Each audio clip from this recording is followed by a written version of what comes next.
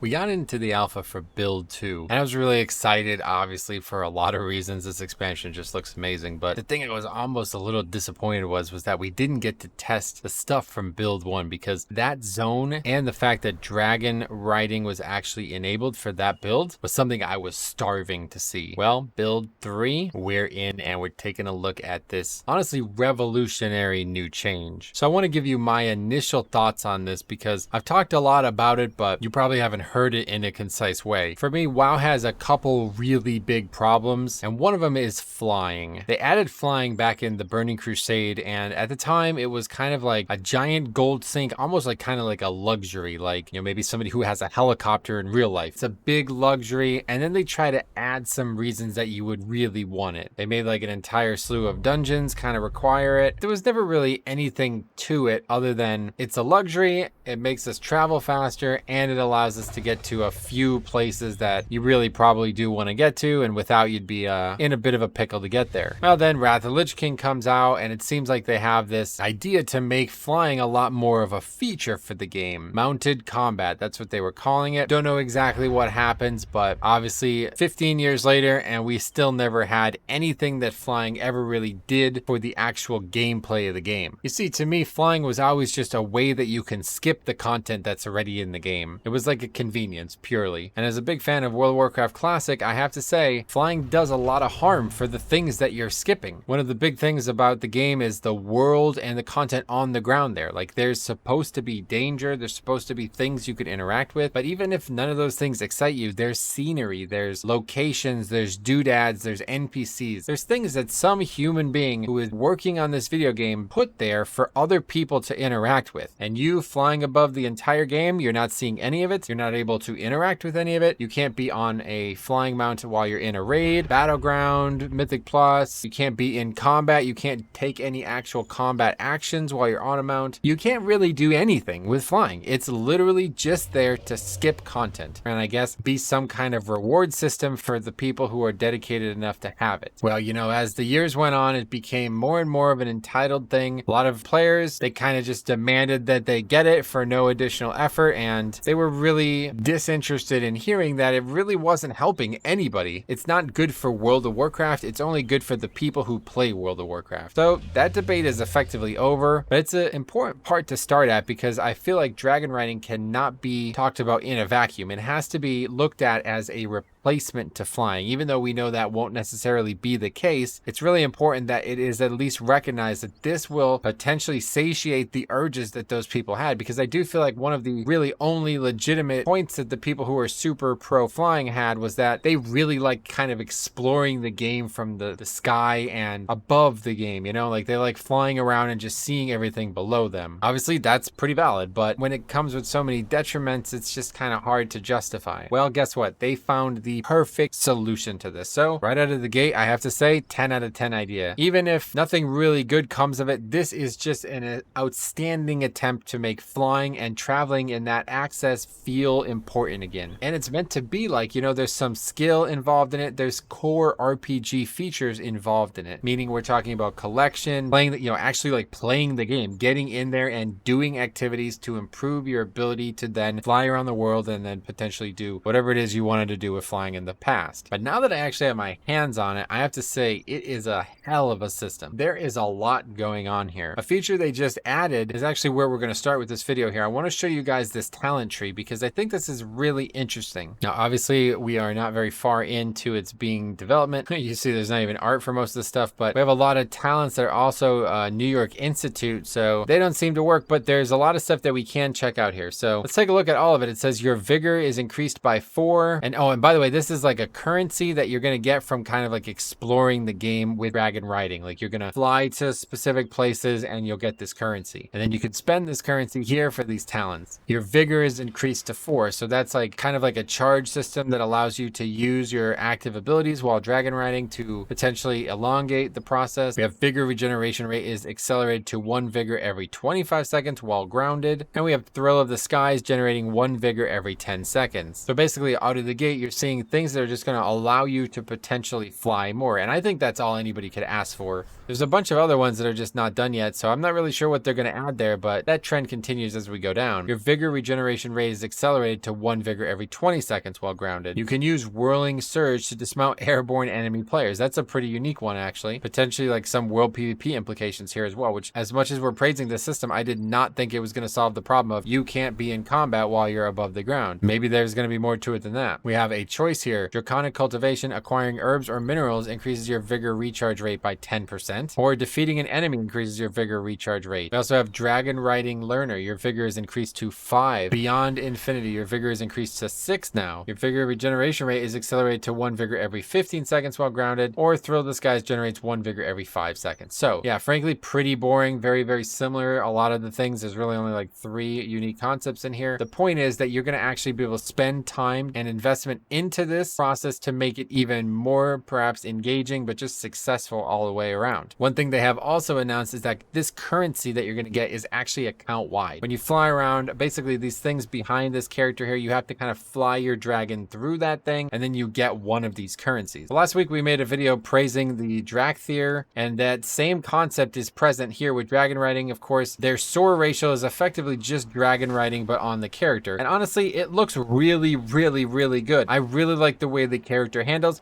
I like the fact that, you know, you have this whole momentum thing. I like the fact that the character feels really receptive while it's in the air. And in general, it just seems like a really cool way to travel around the game. I don't think people have fully considered just how fast you can actually go with this whole concept. Like, if you really like just traveling fast throughout the game, this is definitely going to be the best case scenario. It actually says it on the tooltip here. It shows increased flight speed by up to 950%. So if you plan and use it well, it's actually substantially faster than any other type of travel outside of portals, and it's just going to get you a lot more immersion from the game, you know?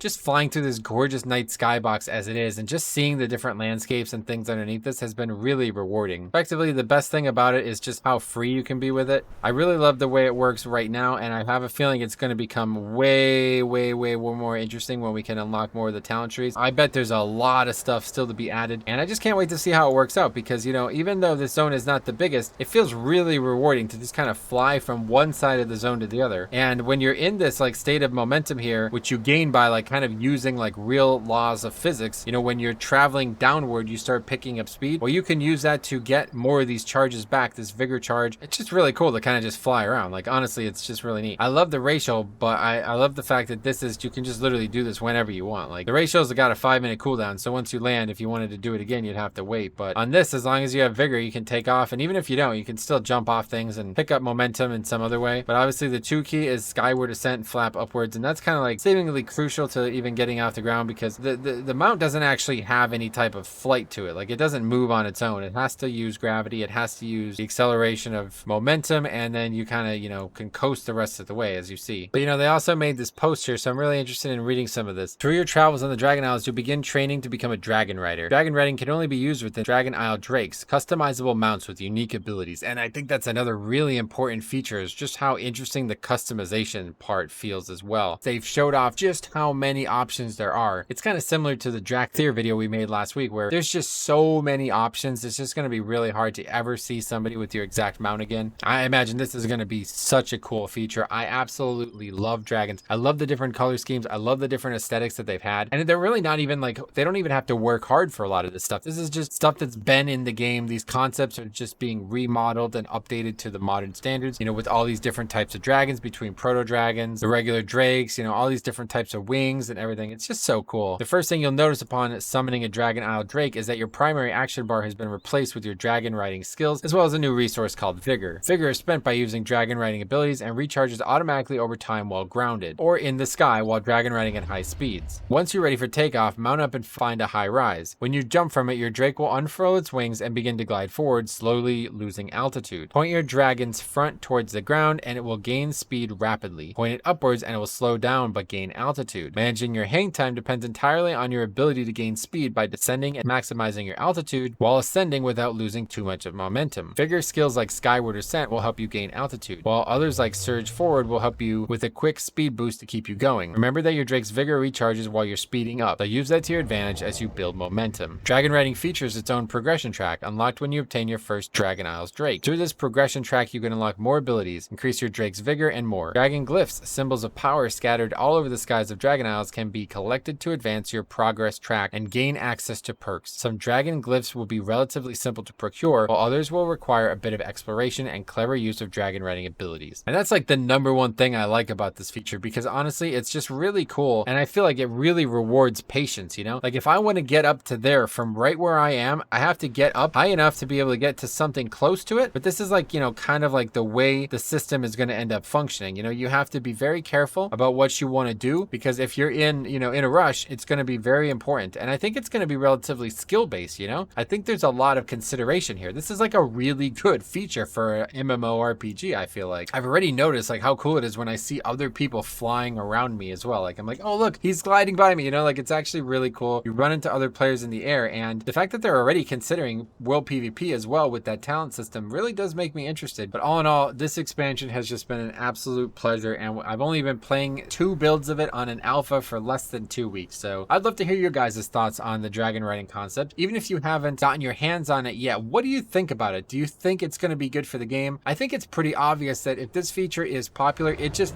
has to come out of the Dragon Isles. Right now, it's only a feature in the Dragon Isles. You can't take these mounts anywhere else. And they said, you know, they're willing to listen to feedback on that. Honestly, it's going to completely change the old world. Like the fact that this talent tree is account wide as well, that's a really big nerf to leveling, right? Because depending on how strong some of these talents are, if you have like a fully maxed out tree and then you level an alt, well, their dragon riding ability is going to be massive, right? So it's pretty important, because like flying is still a really big way to speed up the game, regardless of if it's your regular mount or dragon riding. You're going to be able to travel from one side of the continent to the other incredibly quickly. So like for years, I would have said that they should just remove flying from the game. It's not working. It's not doing what it should do. It's just changing the game's features from being like a world acclimated game to just being like, let's just fly over and skip everything and take so much of the content and interest out of the game. Well, they finally managed to solve that for me. Fully on board with this. I love it. I can't wait to see the full breadth of the customization. I can't wait to see the final elements of the talent tree, and I just absolutely love just flying around and hanging out. And if you know me at all, you know that I'm a huge fan of this type of exploration as well. I feel like this is a perfect mirror to what Breath of the Wild did with exploration, and that is a game that I look at as one of the best exploration-based games ever. That game has very similar concepts in that you can basically explore 100% of the game. As long as you manage your stamina well, you can climb up the highest mountains the game features, and I'm really hoping that's what we're going to see here with the dragon riding concept. So I really encourage you guys to leave your comments down below. I'm really interested in talking about this because I feel like this is an absolutely marquee feature for what we've been calling the next era of World of Warcraft. Covering the alpha has been a true pleasure over the last 2 weeks, but with season 4 starting soon, we are going to get back to the normal stream schedule, spending a lot more time doing keys, doing a lot more Mythic Plus stuff. So if you guys have anything you have seen on the alpha that you'd like me to take a look at, let me know. We'll still be keeping an eye on it, probably covering dungeon content as well. This feels like the sunset to an absolutely amazing start to Dragonflight, and I cannot wait until this expansion comes out, man. It's just going to be amazing. So thank you for watching. We will see you guys soon.